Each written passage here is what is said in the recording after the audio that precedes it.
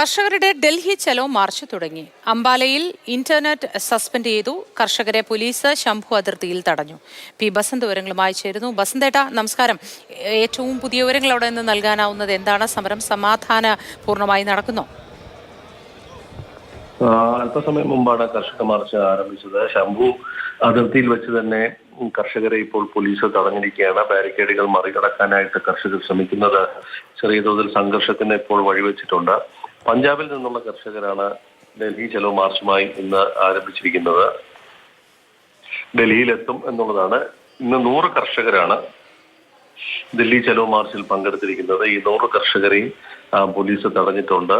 ചെറിയ തോതിലുള്ള സംഘർഷം അവിടെ ഉണ്ട്. ബാരിക്കേഡുകൾ മറിച്ചിട്ട് മുന്നോട്ട് പോകാനുള്ള ശ്രമത്തിലാണ്. അതേസമയം വലിയ സുരക്ഷയാണ് ശംഭു അതിർത്തിയിൽ പോലീസ് ഒരുക്കിയിട്ടുള്ളത്.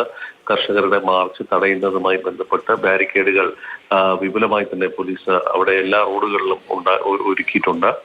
പഞ്ചാബ് അതിർത്തിയിൽ നിന്നും ഹരിയാനയിലേക്ക് കടക്കുന്നതും പഞ്ചാബ് പോലീസും തടഞ്ഞ ഒരു സാഹചര്യമാണ് ഇപ്പോൾ ഉള്ളത്.